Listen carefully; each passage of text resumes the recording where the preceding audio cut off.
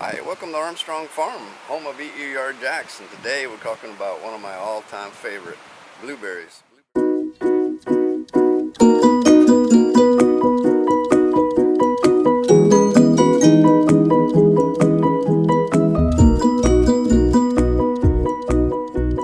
This is Jim Armstrong from Eat Your Yard Jacks, and here I am in the berry patch. Blueberries are one of my favorites. These are rabbit eye blueberries on my left and high bush blueberries on my right. High bush blueberries always come in about a month earlier than your rabbit eye blueberries, and the advantage of them is that you get berries earlier. The disadvantage of them is that if you have a late March frost, then you may lose some of your berry production. Most of our U-pick farms in the area have historically grown rabbit eye blueberries that are a little bit more akin to our native blueberries. They still get fat, juicy, and plump, just like the high bush do, but they're just a little more, just a little later variety, a little more acclimated to this area, but they both work really well here. If you can afford to have a little bit of each in your yard, you have the ideal scenario, because then you have about a 3-month window of blueberries instead of a 2-month window of blueberries. The high bush blueberries, it's kind of a misnomer because they aren't higher. The rabbit eyes actually are a taller blueberry. The high bush blueberries typically are a little bit lower growing plant. They most often have a little bit shinier leaf than the rabbit eye blueberries, but otherwise they mostly look pretty much alike.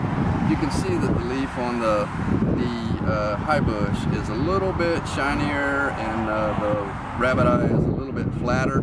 The new growth on the rabbit eye is a little bit lighter green, and the new growth on the high bush is always a little bit more yellow.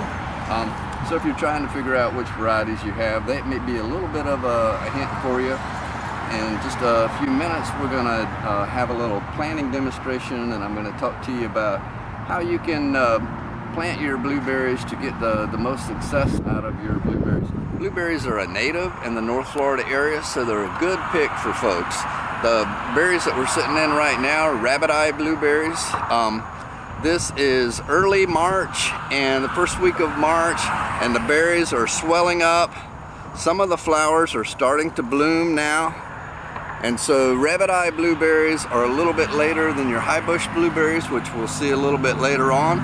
But we're going to learn to plant our blueberries a way that has been successful for me. So we have dug a hole. You can see this particular soil that we're planting in today is real sandy soil. Blueberries grow down in bogs in Florida, but they grow good on this sandy hill. And we have amended this soil with a lot of fine pine bark mulch. And I recommend pine bark fines, and this is what we're using today is pine bark fines. And this is finely ground pine bark, and this releases the acid very slowly and feeds the blueberries to make them healthy. A lot of recommendations are to put peat in the hole and mix the peat in the existing soil, and that would work just fine. To me, peat is not quite as a sustainable product in the North Florida area as the pine bark fines, because pine tree production is a very important part of agriculture in North Florida, and so peat bogs are all the way in Canada, and so it's just not as a sustainable product as the pine bark fines, which work just fine in our area. So we're going to take our blueberry and we're going to pull it out of the pot. We're going to loosen up any roots that may have gotten bound up in your pot. This was not an organically produced blueberry, you can see, but it will only take a year or two before we are organic with it, because we'll treat it organically in our area. So we have loosened up that. We're going to mix the pine bark fines with the existing soil. It'll take about a half, this is a 2 cubic foot bag, and it'll take about a half a bag to a bag to do the job properly. So we're going to mix that up in the soil real good in the pot. We're going to put our blueberry in there. We're going to plant it about the same level it was before. We're going to mix the pine bark fines in with the existing soil. If you were just planting one blueberry in your yard, you could just use the pine bark in the hole itself. You could take the soil that you dug out of the hole, put it in a circle around your hole, and just use the pine bark in there. You're better off probably to mix it with the existing soil. I don't use any fertilizer when I'm planting the tree. There's usually no need for it. Blueberries are sensitive to fertilizer, so it's important not to fertilize them too much. Usually the first year you would fertilize them at bud break when they start to break bud, but this one already has some fertilizer in the pot, so we're not going to fertilize it the whole at all. Blueberry roots can get burnt real easy, so it's important to fertilize around a little further away from them and to feed them a little bit along and along. I use an organic espoma fertilizer, Hollytone. That's worked pretty good for me. There's a lot of other organic fertilizers that can work as well. But I wouldn't put any fertilizer in the hole with the blueberry. I would wait and fertilize this blueberry next year. So we're mixing some of the existing soil with the pine bark fines, and then we're adding that to the soil. We're putting it about the same level that it was before, packing that down in there a little bit. And then what I like to do is make a little bit of a ridge around the plant with the existing soil and some of the pine bark. And what that's going to do, this will wear down pretty quick, and that's okay because you're not going to need it forever, but that's going to help you keep moisture when you water that plant. That's going to keep the moisture going down to the roots of this plant, which that is very important. That's probably what kills most blueberries when people plant them, is that they don't keep them watered well enough. They need a lot of water that first year until they get their roots established. They're not good root hairs on blueberries, so they're dependent on the fungal matter in the soil to help them uptake nutrients. Blueberries can grow very good in the North Florida area, and we get a good production off of these blueberries right here. Okay, let's see. So we're still at that early March time period. We just got through planting a rabbit eye blueberry, and now we're in the high bush blueberries. Now high bush bloom earlier than the rabbit eyes, and they have berries on them earlier. So they're already starting to get some berries on them, and the advantage of the high bush blueberry is that you're going to get berries earlier. The disadvantage is that if you have a late February or early March frost, then you could lose your a significant amount of your berry production. If you have a real mild year like this year, you can have an early bonus crop. So the advantage, if you can have a little of both, is that you have a 3-month window of blueberries, maybe even as much as 4 months instead of like the 2-month window, whether it's if you only had rabbit eyes and or high bush. So if you can have a few of both, a couple rabbit eyes, a couple high bush, that's the best of both worlds, because everybody loves a good blueberry. So I'm here at the back of my farm at Armstrong Farm, and we're talking about blueberries today. I love blueberries. They're one of my favorite fruits to grow. This is one of the wild blueberries that are growing here at the farm. They're full size right now, and you can see that they're about the size of a green pea.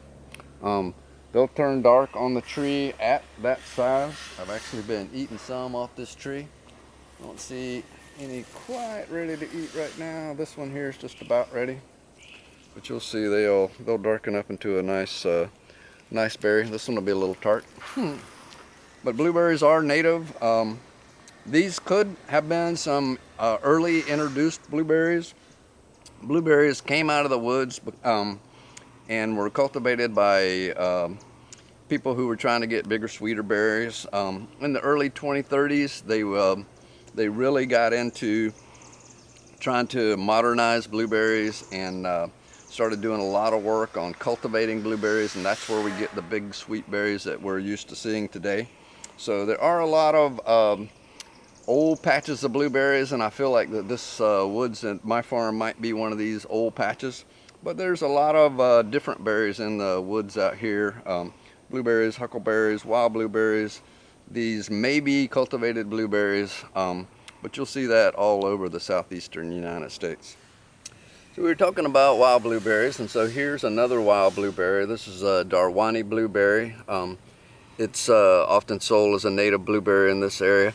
I have never seen it growing in the woods native in my experience out here. And when I look it up, it looks like it's more native to a little bit west of us in the Panhandle area of Florida a little bit more, and in Georgia and Alabama. But it does do okay here, and it is a nice landscape plant because it gets these wonderful red colors like a loropetalum in the fall, and it doesn't lose its leaves. And so I do grow it. It's growing as an understory on my bamboo right here at this part of my farm. The rabbit eye blueberry right here. This one's planted next to my porch where we socialize and have lunch. It's about a 4-year-old plant.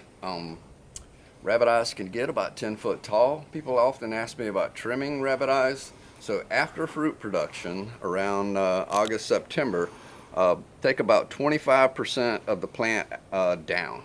And that's the time I would use to shape the plant.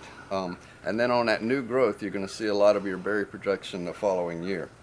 This particular plant is interesting because I've left it in a pot.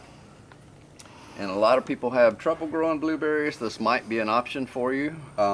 My friends at the Veterans Farm grow all their blueberries in pots. They use a big 30-gallon pot, and they're all sitting them on top of the ground with drip. That makes them more wheelchair accessible for the veterans out there, and so that's a nice situation. This particular pot I've dropped in the ground. I've put peat moss around it. Peat moss is real high in acid, and a lot of recommendations you'll see on the web say to plant them in a lot of peat moss. I do use peat moss sometimes, but most often in my area I use pine bark fines. And the reason I use pine bark fines is they're a little more sustainable for our area because there's a ton of pine forests in the northeast Florida area. And so this makes this product a renewable product and also a more available and cheaper product because it doesn't have to be shipped from peat bogs in Canada somewhere. So I get the acid that I need for my blueberry from these pine bark fines. I'll mulch them real heavy in the spring and in the fall every year, and that seems to add the acidity that makes these blueberries happy. So thanks for watching our blueberry video. Hopefully that gives you the confidence to grow blueberries in your yards in the southeast. Where can you get the blueberries?